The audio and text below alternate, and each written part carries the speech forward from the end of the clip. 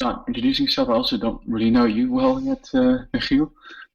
We've only already really met online, I think. Yeah. So I'm Michiel and I'm from the Netherlands. I'm 21 years old. I've recently finished my Bachelor of Business Administration actually last week, and well, since I'm 16 years old, I'm on a path to, or with the question, what is the most effective way to do the most good in the world? And only 6 months ago, I came across Effective Altruism, and well, I worked in a company or in several companies that and organizations, non-profits that have the goal to do the most good through entrepreneurship, which is the B Corporation movement. And now I'm together with two of my brothers. I'm starting a company myself, and we're also doing projects to well, to realize sustainable aquaculture in developing countries, or basically really low income countries like Seychelles and Sri Lanka. And well, that's what I'm doing now. Cool. Anything to ask, or is it clear? No. Thank you for your introduction. Raymond, would you like to introduce yourself? Yeah, sure. Okay, so at the moment, the main thing here is Sheer Hoemakers and I are working on coordinating growth for Effective Altruism in the Netherlands now, which sounds really big, but we're just like a small group now, and we're just thinking of ways to bring more awareness to Effective Altruism principles and get like more committed people involved in the Effective Altruism movement here, and we both really see potential there. Yeah, like just some like in multiple areas, like in terms of the way people donate money now. I think we're like number 4 on the list. Oh, hi Sanjay. Hi. I think I'm hearing some. Hey Sanjay. Would you, let me see, maybe you could mute your microphone except if you talk. I think it's probably echoing back from your speakers into the microphone, possibly. Thank you. Yeah, Sanjay, yeah, if you could mute the microphone except when you talk, that would be helpful. Yeah, it's no problem at all. Cool. Yeah, so I was just saying that I'm involved with Effective Altruism Netherlands with Sheer Hoemakers, which is trying to grow, to draw awareness to that. And for the rest, I'm working on, like, I'm also involved in humanism. I just had a local young humanist meeting. Yeah. Cool. All right. Thank you for your introduction, Ramal. Sanjay, would you introduce yourself? And you can should unmute your microphone this stage. Thanks. Yeah, so I've been involved with the Effective Altruism movement maybe a couple of years now, and I've got a non-exec role with Effective Altruism London, and which is just, as you may know, going through the process of having a staff member. And so for the day job, I was previously earning to give, but now I've moved to social entrepreneurship, so starting up a charitable giving platform which is kind of got a bit of an impact edge to it. So using a database that I'm developing that will convert X pounds into Y lots of impact, but doing that for lots of not very EA charities to try and reach a broader base. Cool. All right, thank you for your introduction. And yeah, so mute your microphone if you don't mind. All right, and let me introduce myself, and then I'll give a brief spiel about EA marketing. So my name is Gleb Sapursky, and I am the president of Intentional Insights, which is an organization devoted to marketing effective altruism and rational thinking to a broad audience. So the rational thinking of what we do, we call that our cognitive altruism, where we market broad ideas. But we focus on marketing, a lot of our focus is on marketing effective altruist themed ideas to a broad audience. And that's what I'll talk about today. I've been involved in the EA movement for some time, and I'm really passionate about getting the EA movement engaged with a broad audience, somewhat like Sanjay, and really getting the ideas out there without necessarily spreading the movement itself. So getting the ideas out there. And why is it important to get the ideas out there without necessarily spreading the movement? Well, the movement is composed of people who are really hardcore, who are really committed to this stuff, who really want to think hard about effective giving now and where they can make the most difference, spending their life on it, spending a lot of time and energy on it. And that's not necessarily the right thing for most people. And we have to realize that that's okay. I think something we don't realize as movement, the EA movement, is that it's okay for other people not doing what we're doing, not spending so much time and energy on this stuff, thinking hard about where to give and spending so much of our energy on it.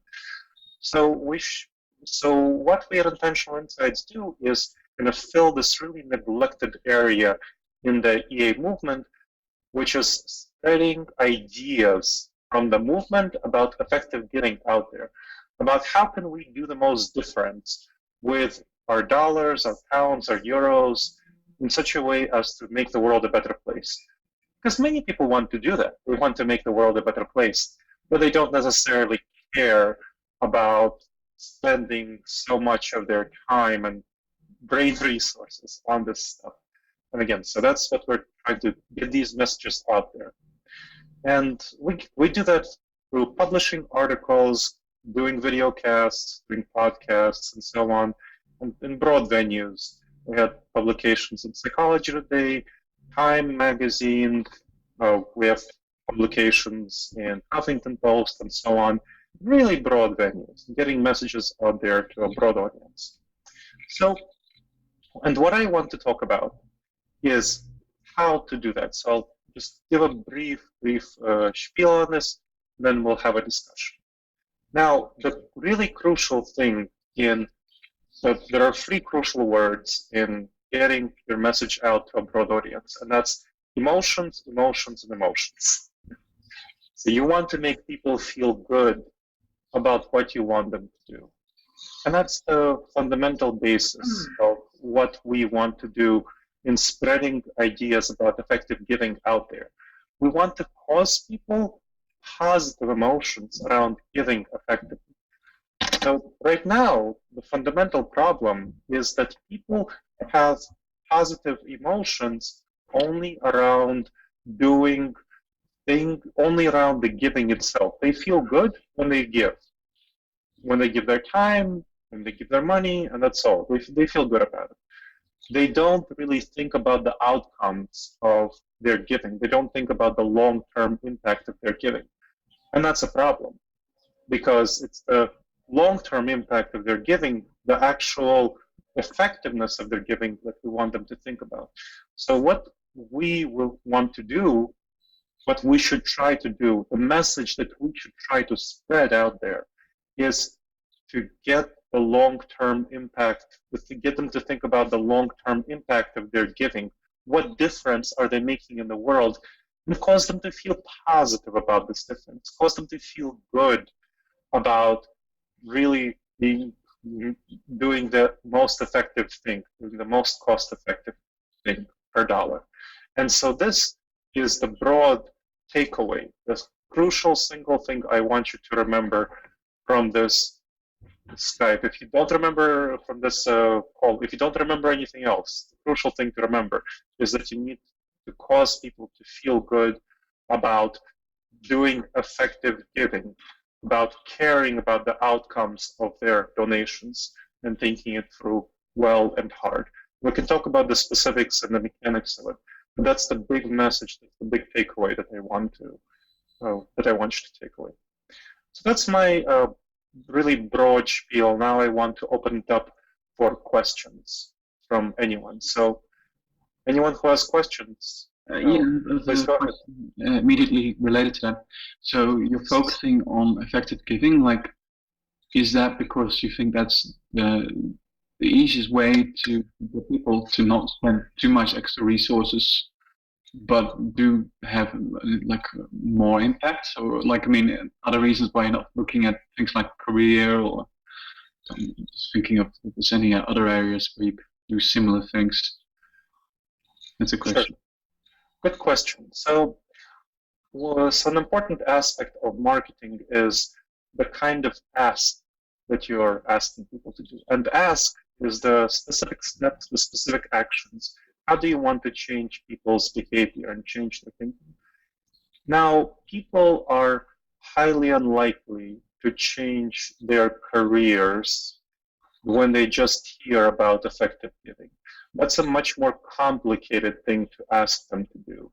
That's a very high ask. So when you first expose people to the idea of, they have no notion, they have no concept of the consequences of their giving. When people give, they generally give because they hear stories.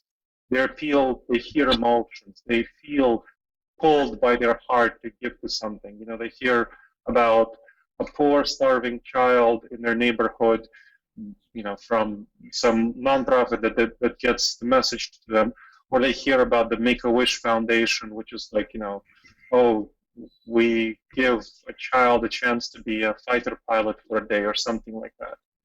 And that's the kind of messages they hear, and they give a donation. They don't actually they don't think about the effectiveness of their giving. This is the message we want to spread. We want to spread the message that people really need to think about the effectiveness of their giving, and they need to feel good about giving effectively. They need to feel good about it. So we're spreading the emotions. Asking them to change their careers is a much higher ask. And that's something that comes quite a bit later, after people have already engaged with the ideas of effective giving for a while. So more broadly, on a meta level, on a broader level, there's a concept called inference gap. So inference gap, inferential distance. So the inferential distance is the distance from where people currently are in their thinking about something to where you want them to go. And it's crucial to take them along small steps in this inferential distance. So crossing very small inferential gaps. Your message, whatever you're telling people, can't have too large of an inferential gap, or they won't follow you, or the vast majority of them won't follow you. So to get people to cross this inferential gap, you need to have small asks. You need to connect to where they are and take them along slowly to where you want them to go. This is also like the foot in the door technique that you mentioned before, I guess. Yes, that's right. This is one. So all of our approach to marketing is informed by research on how to market most effectively. And one of the common strategies called the foot in the door technique, where you first get a small message out there. Research shows that after people are willing to do a small thing for you, they will, and they feel invested into the idea, and they feel invested into you, into your message, and they're willing to do larger things later on. Mm-hmm. Other questions? So I have one question, because I think society, we can divide it into all these different groups in the different effective altruism levels. For example, social entrepreneurs are already having their career and their life's purpose on doing socially well. And don't you think it is then wise to, for example, start with the social entrepreneurs and test our ideas of spreading the movement with them? And that we have much more focused on one group, for example. So I hear you. I think there is certainly some benefit to having niche groups. So for example, Raising for Effective Giving, which is a group I really like, focuses on poker players, and that's a fine approach to target niche audiences. But if you target niche audiences, you're going to learn the wrong lessons about targeting the broad market. This is not the same thing at all. So if you try to spread ideas broadly, you shouldn't spread them in the same way that you spread them to niche audiences. There's a concept called market segmentation in marketing, which is considering which elements of the market you're targeting and talking to them in a certain way. When you're talking to people who are social entrepreneurs, there's going to be a very specific way you talk to them and a very specific language you use. When you talk to poker players, it's the same thing. When you talk to startup founders, there's an organization called Founders Pledge, which is trying to get startup founders, and this is not the social entrepreneurial startup founders, this is the founders of Silicon Valley startups, technology startups, to donate a portion of their money to charity once they sell their startup to a larger company. You talk to them in a very specific language, in a way that's different from when you talk to a broad audience. So there's certainly some benefit in targeting in your marketing to a specific audience, to a specific niche, and that's a quite fine task and activity to pursue. The same concepts apply.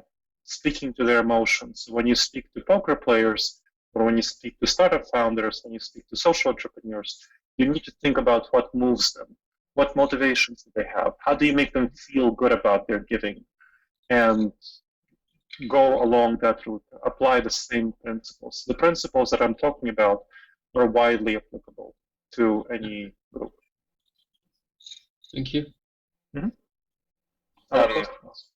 Glenn, I just wanted to add that I mean this sounds great actually, and sounds very much in line with all of the thinking that I've been having about SoGive, my own project, and where the aim is, like you say, perhaps to change the mindset so that people don't just see their donation as I gave £100 to charity, but rather to have inbuilt into the donation process something to make it easy to see that re-expressed in other ways.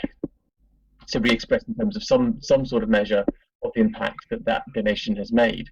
And in order to drive people to the site, which is obviously a key challenge for any startup actually, it involves a marketing campaign that's, like you say, entirely focused on emotions.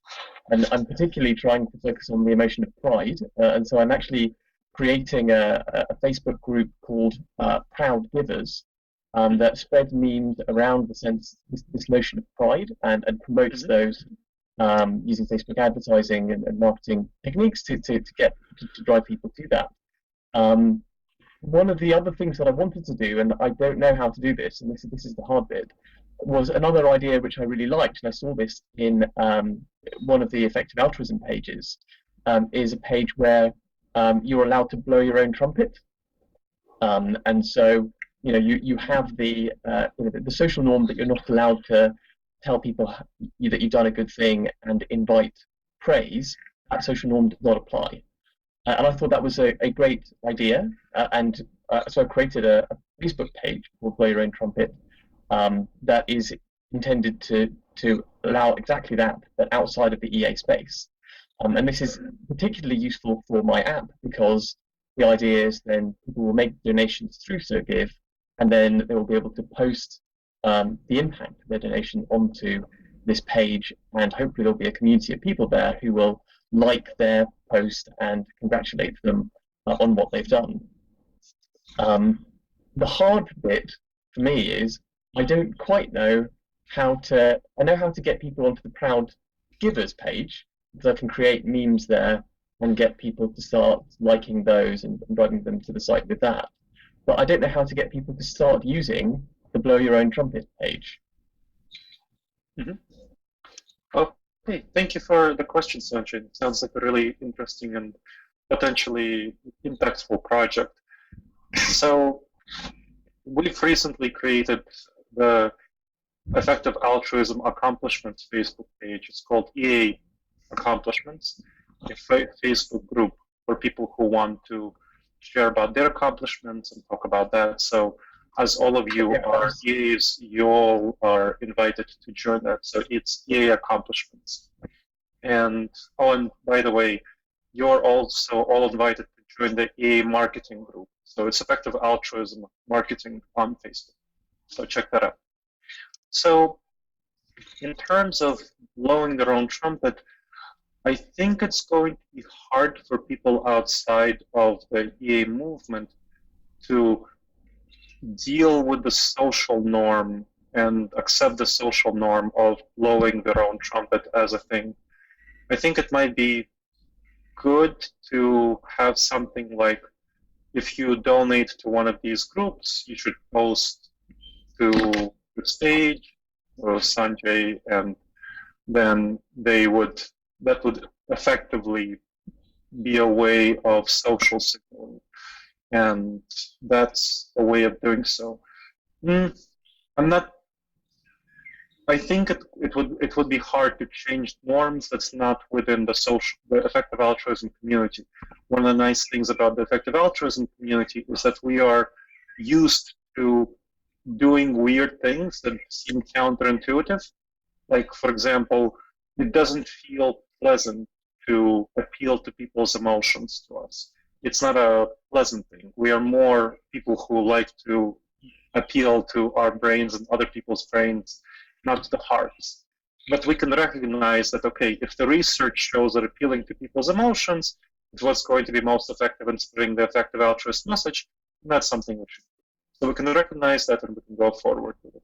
And that would be something very challenging to spread in the broader community. So I would say having a smaller ask than the blow your own trumpet page might be good. Encouraging people to post and share with their friends that they made a donation or something like that might be good. Or to share it on the same page, the Proud Givers page, to have that community be all located on the same page. Other questions? So before we go on to other questions, I just wanted to mention that I might have to leave fairly soon just for some other meetings. So that's me meeting my other diary commitments, not some kind of spurn of the call. Thank you for mentioning that, Sanjay. All right.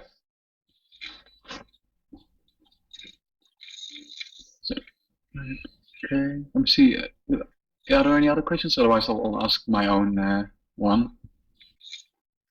Well, okay, I'm not sure if this has already come up in this call, but the thing I usually notice when I talk to people who aren't part of the effective altruist / rationality movement, and I try to tell them about effective altruism, what will happen is when I actually notice, when I mention the fact that it's a movement, people often sort of shy away or be scared of it, maybe cultish-ish things.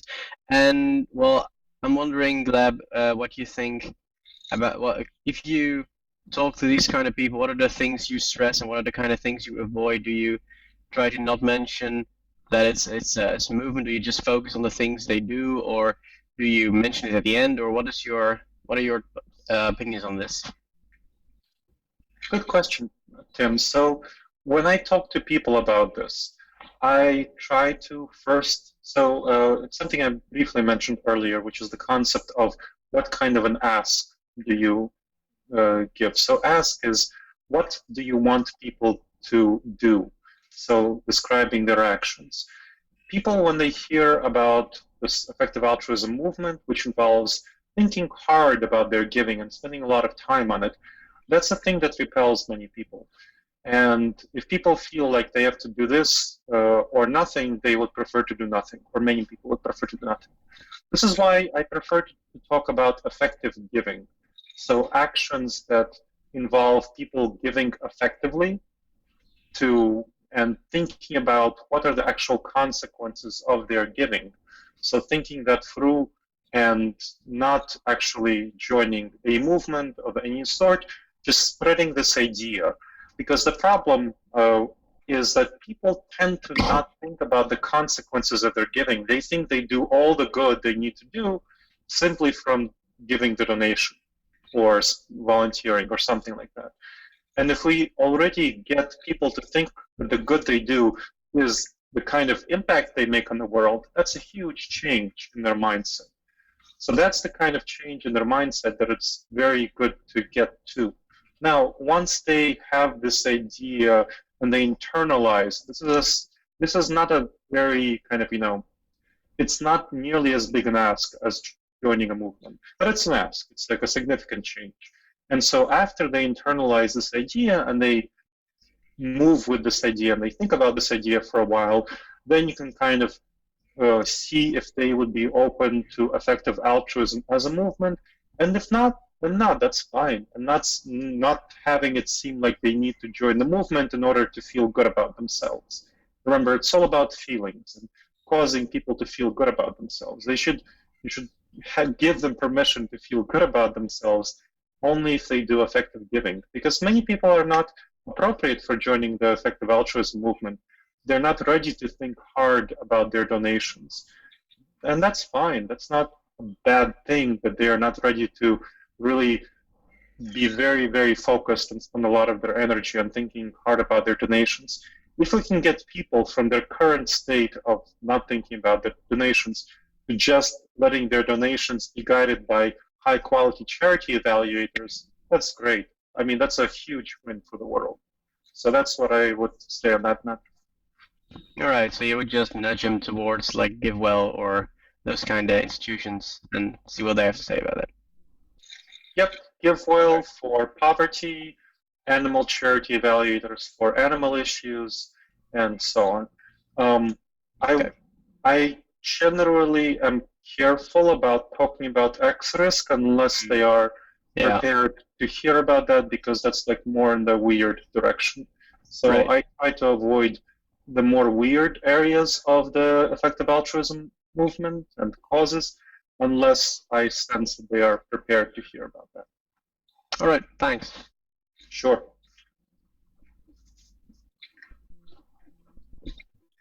So, Gleb, I think you actually wrote an article once about the Make-A-Wish Foundation that you used to donate there, but then at a certain point, I think like a friend told you that that was not a good area, and then you changed your mind. What was the original reasoning for you to choose Make-A-Wish Foundation, like that choice at the time? And was it like a real leap in thought, or had you already thought about other things before that, but then suddenly everything came together? Just interested how that actually went. Sure. I mean, before I got engaged with the effective altruism movement, I used to donate more to things that people told me about, and that seemed like a good idea. And, I mean, on the face of it, if you don't think about it hard, it seems like a good idea and emotionally engaging, to give a child a very nice experience of being a fighter pilot for a day, or going to Disneyland, or something like that.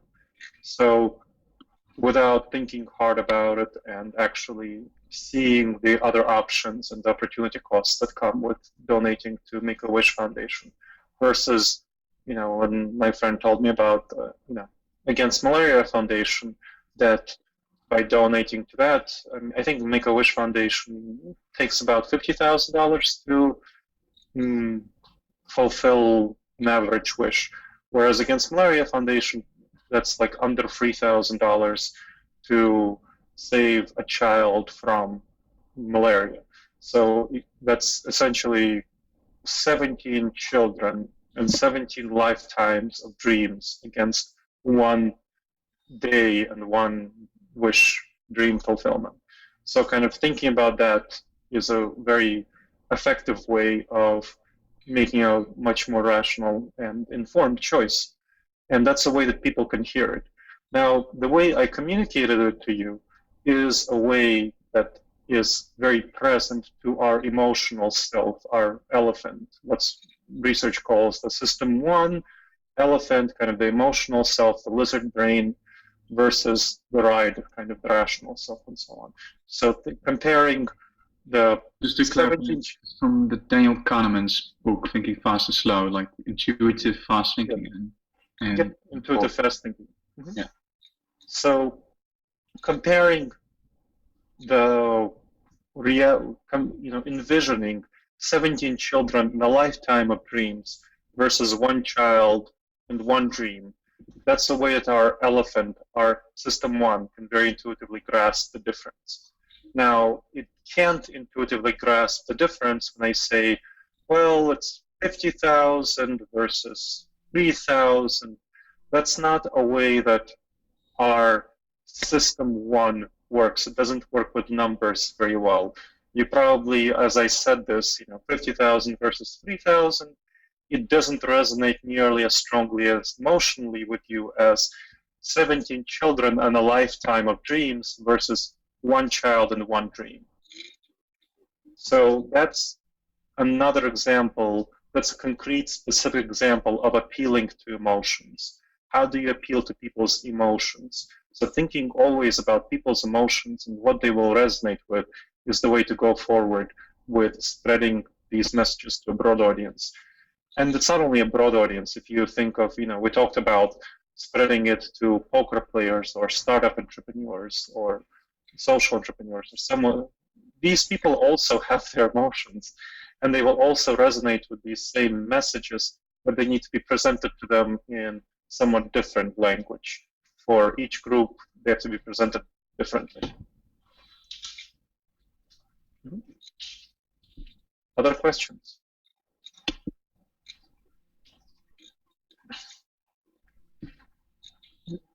I have my own list of questions in my head, so yeah, please go ahead. Okay, so this is not really a practical question, but like I think one of the things with which I'm still trying to grasp my head around with movement growth. I mean, there's a couple of people who've done like some intense studies into this, and there's some documents which you've also linked to in your articles about movement growth and the risks of that there are actually risks connected with growing fast, and there's a difference between getting like people to know more about something and actually getting them committed or have like a positive impression of it, a positive inclination. So I'm wondering, like I can see how using effective giving helps here, because trying to get everyone to join effective altruism movement might dilute it in the sense that you have people who do not have a clear idea yet about what EA is, but will actually join discussions and things like that, so it might dilute it. But are there any risks that you see with your strategy that you think, oh, maybe reaching out to broadly quickly will shift the focus from the more committed EAs to effective givers in general, or like maybe we can't handle so much growth in this area? Like, are there any things you think, oh, these are like risks either in strategy or in implementation that it's good to consider, to take into consideration? Cool. Good question. So when I think about risks, I think there's a lot of risks in spreading the effective altruism movement from the perspective that you talked about, kind of the movement being flooded by people who are not value aligned and who are not ready to think hard about their giving, and who would produce more noise than signal, who would have to be educated about this stuff, and who would feel, how do I say this? They either produce more noise than signal, and they kind of don't give a good reputation of effective altruism to people out there who are like, what's an effective altruist? Well, this guy's an effective altruist, but when you engage with him, he doesn't have a good ideas and doesn't have a good impression. So that there's danger there. There's another danger in spreading the effective altruism movement of having to spend a lot of time by existing movement members in educating people about all the various complex aspects of the EA movement itself. So that distracts energy from thinking hard about what are the best causes to prioritize. And another danger in spreading the effective altruism movement is when people go to EA meetups and they are met by complex questions and complex thought patterns, that they feel alienated and just drop out and don't do anything regarding effective giving at all. And so that's why I strongly favor encouraging effective giving as opposed to encouraging effective altruism, and seeing effective altruism not presenting effective altruism, joining effective altruism, as something to really feel good about. So again, speaking to people's emotions, not presenting effective altruism as something to feel good about. Just saying that this is a thing that you can do if you really are committed to thinking hard about this stuff and to learning this stuff, and you're ready to spend the time and the energy on this. But you don't have to do it and still be a good person. You can be a good person just by giving effectively. So this is a matter of identity, where you're taking people, what the inferential distance is. So there's a much smaller inferential distance from where people are now to effective giving. And I think everyone can cross that distance. Everyone can give more effectively than they're currently giving. So everyone can do that. Now, far from everyone can go to effective altruism, and that's fine. I don't think they should. And it's going to be hard to absorb. Now, regarding effective giving, I think that there's no problem in absorbing people into effective giving. All people have to do is look at, GiveWell or ACE or Animal Charity Evaluator recommendations to decide how to give effectively. Heck, if they want to do something different, let's say they care about environment, and there's currently there are some groups around effective altruism and environment causes, but they don't have currently standards for which is the best charity. They can push the group that they favor, the environmental group that they favor, to be more transparent about their finances and to focus on cost effectiveness. And that's great. If we can get nonprofits to be more cost effective, that's already a win, and use data and evidence as opposed to stories to appeal to donors, or more data and evidence, let's say it that way. So I think I see very little risk in spreading the ideas of effective giving, because all of that involves is just people hitting EA meta charity websites more and giving more money to things like Give Directly and Against Malaria Foundation and the Humane League. So in fact, one of the things that Intentional Insights is working on is to create a website called givingeffectively.org that will host articles about effective giving and videos about effective giving, and also have some links to effective altruism for people who are really devoted to thinking hard about this stuff, but not cause people to feel like they need to do that. It's fine if they don't, and that's quite okay and acceptable. So in short, I see relatively little risk to the strategy of spreading effective giving, other than the potential of effective charities having more people to deal with who call them and say, "Hey, what are you guys about?" Which I think they would be happy to do. So one follow-up question. I don't want to take too much time with these questions. So do you see this as either complementary to attracting more people who are actually going to be committed to the effective altruism movement, or that it's a different focus, that they're going side by side?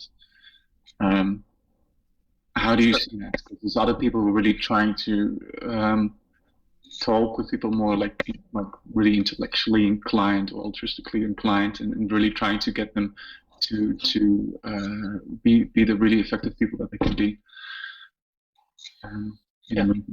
Great question. So, and again, this goes back to the inferential gap issue. All people, including intellectual people, including potential future effective altruists, need to first cross the inferential gap to thinking, like I did.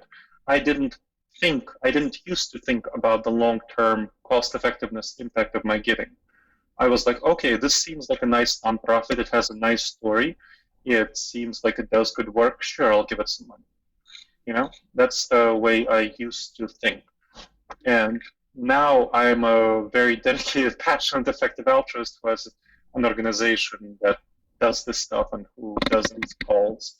And if anyone of you, by the way, our organization can always use more support in terms of volunteers and funders. You can go to intentionalinsights.org to check it out. And from that perspective, you need to talk to people who are you need to first move people toward the idea of effective giving. So they need to think through the consequences of their giving and the impact of their giving, and be passionate about this kind of cost effectiveness idea. Then, only then, after they have crossed that inferential gap, can they really move on to effective altruism, and that would be a small component of those people. To move on to effective altruism, people have to really spend a lot of time, again, being quite intellectual, thinking hard about their giving, thinking about cost prioritization, getting involved in weird topics including things like X-risk, including things like wild animal suffering, and including things like asteroid defense sort of things.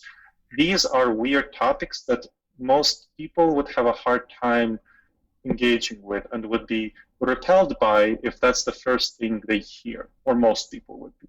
So right now, what our movement does is just present everything at once, kind of about effective altruism, and that repels a lot of people who might potentially be good effective altruists later onward. Whereas if we first do effective giving and then go to certain select people who are effective givers, who we identified beforehand as like, okay, this seems like a person who might eventually make an effective altruist. Let's see if they're interested. Oh, hey, they're not interested. It's okay. Or, oh, hey, they're interested. Let me talk to them about these kind of effective altruist stuff.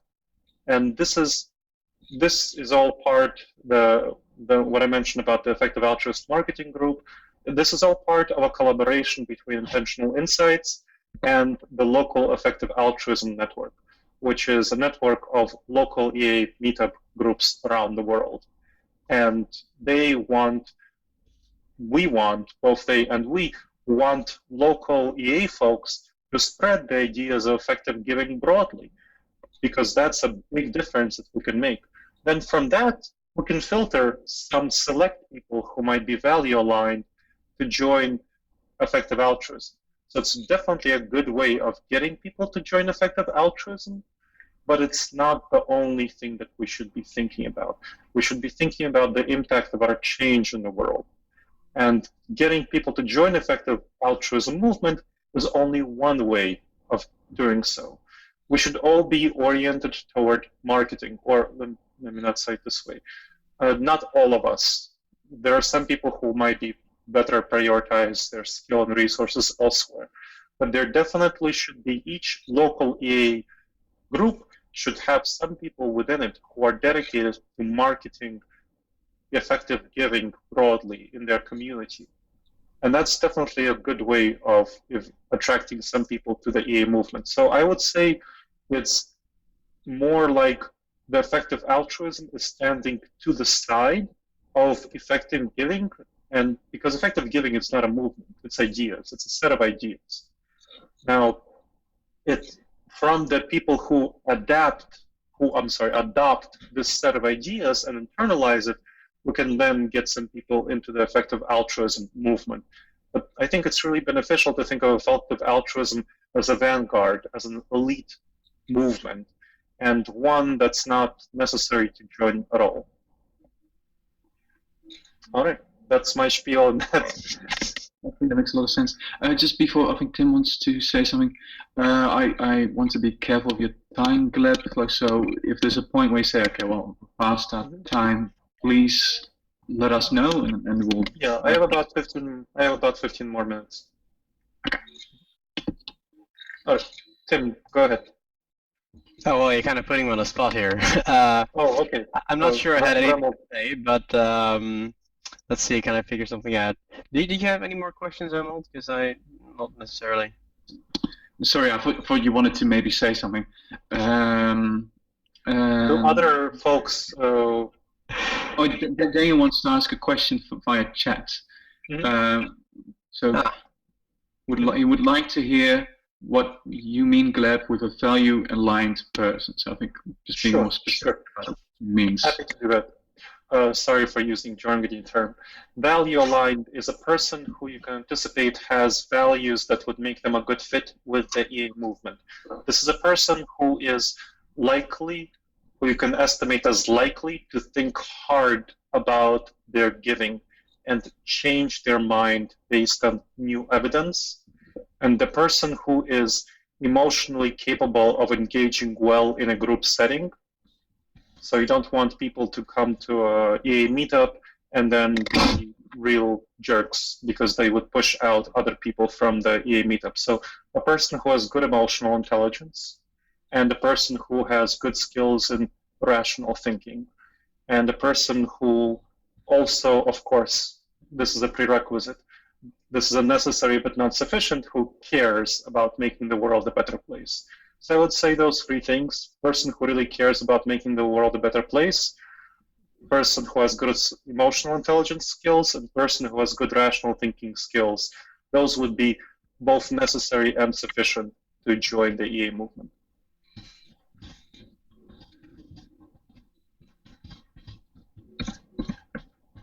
Blank, just reply via the chat.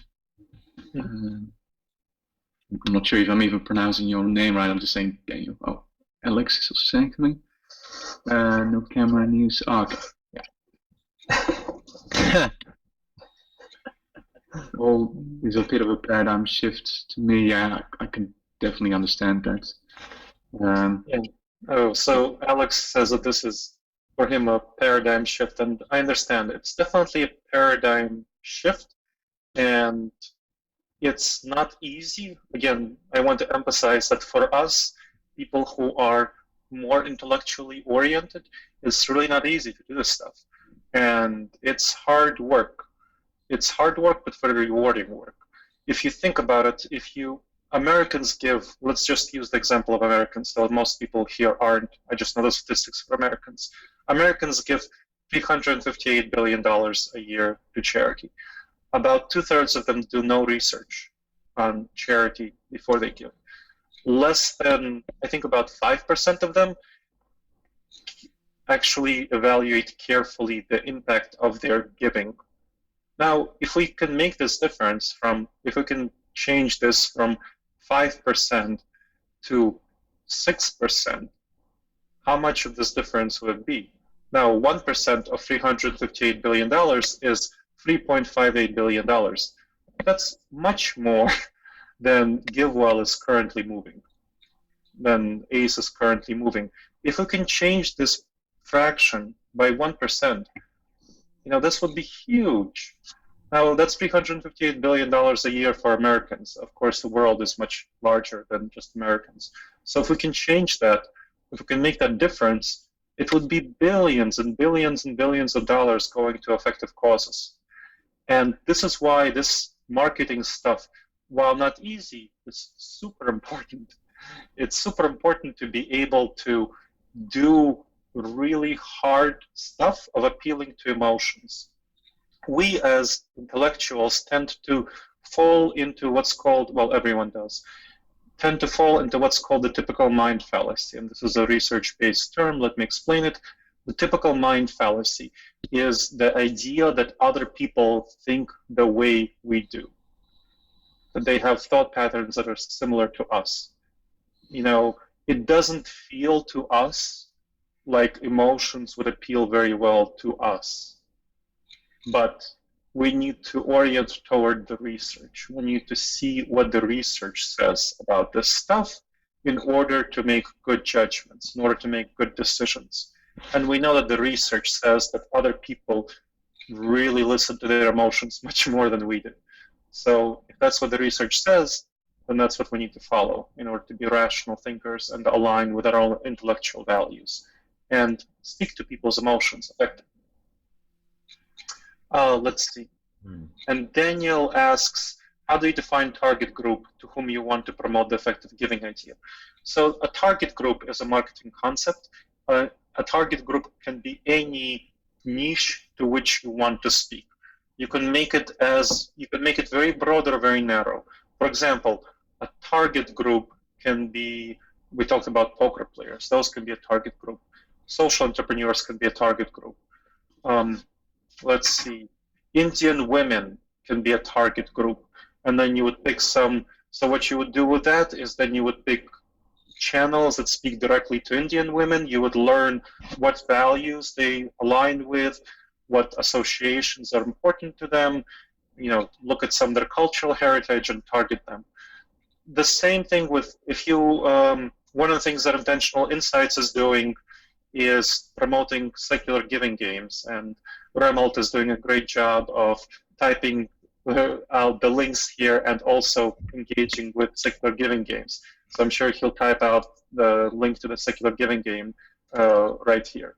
So Remelt is collaborating on that.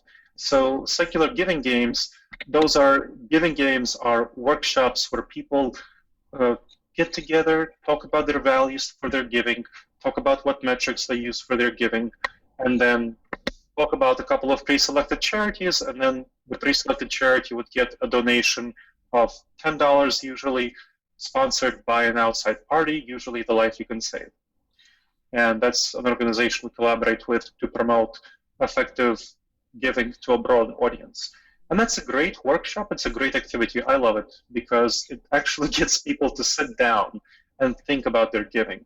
It makes them face their values and align their thinking along with their values, along with their compassion, with their heart. So it's a very effective sort of activity that does this exactly what we want them to do, get them to think about the impact of their giving. And the secular giving games can be done with anyone.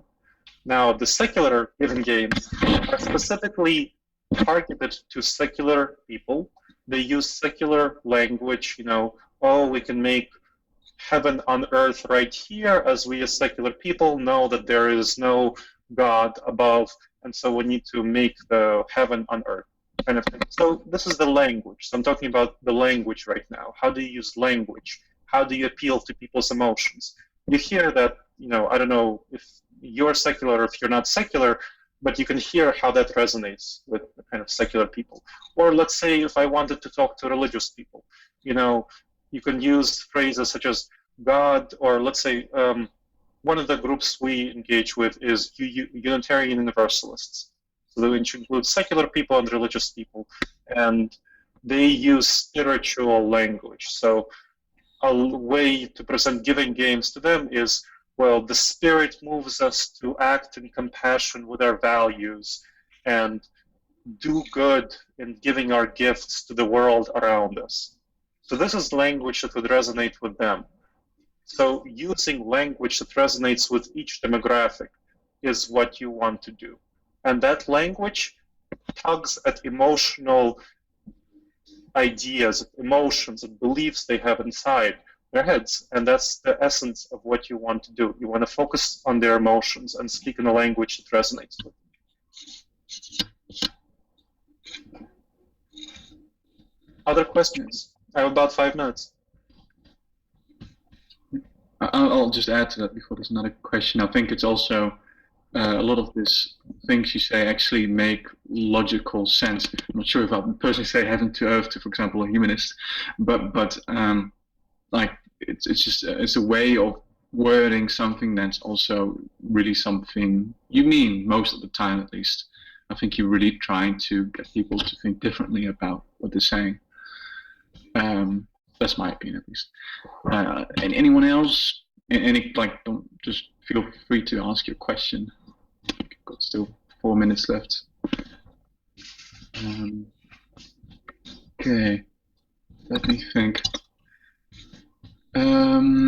So maybe the last 4 minutes. Maybe it'd be nice, Gleb, if you could actually talk about concrete actions that people could take here themselves. Right now, Sure. This Hangout. Yeah, so concrete actions that you can take. If you are in an EA group, you can get them to check out the intentional insights of Hackpad, which Remelt can type out here, and that describes a lot of links to marketing stuff. How do you think about marketing EA concepts and ideas to a broad audience? how do you actually do that? How do you engage with it? And that will help you think of these things through and see what appeals to you, because there are lots of tactics you can use. So you can write articles, blog posts, and we do a lot of better intentional insights. You can volunteer for intentional insights to learn how to write for a broad audience, for example. You can engage in a lot of small actions. The EA Wiki, Effective Altruism Wiki, has a list of small actions that you can engage in to promote the effective altruism movement. You can speak to your friends about effective giving and share with them effective giving. You can go to your local EA meetup and encourage them to engage. I think the Intentional Insights Hackpad is a really good venue. So that gives them an idea of what to do and what next steps they can take around this. Now, we're collaborating with the local, with Lean, the local effective altruism group, to create a marketing resource bank, which will have many more things that you can do. Another nice thing to do is just share links, share articles from intentional insights on your social media, because they're specifically made to be engaging about effective altruism. They're specifically made to be engaging, and other venues as well that you think the articles are engaging, target people's emotions. So getting people emotionally engaged with this. Memes are another good thing to spread on social media. So spreading memes is a good strategy, a good tactic to get people to think about this stuff. And again, face-to-face networking is always a good strategy. There is a concept called halo effect, so in psychology, and this is the idea that people associate positive things with whatever you're talking about because they like you, or whatever they like, they associate whatever is sponsored by that or endorsed by it with their own positive feelings about it, which is why you see celebrities endorsing products, or hot women or men endorse, in sports cars, stuff like that. So they want to create that halo effect between you and positive emotions around effective giving. So talking to people about these things and making them feel good about themselves for giving effectively. So which is, again, I want to come back to that theme, which is the message I started at the beginning. Cause people to feel good about themselves if they give effectively. So make them think that they are doing so much more good in the world, which is true, than others are if they give effectively, and so much more good than they previously were doing if they give effectively. So these are crucial things to convey. Speak to people's emotions and get them to feel good about it.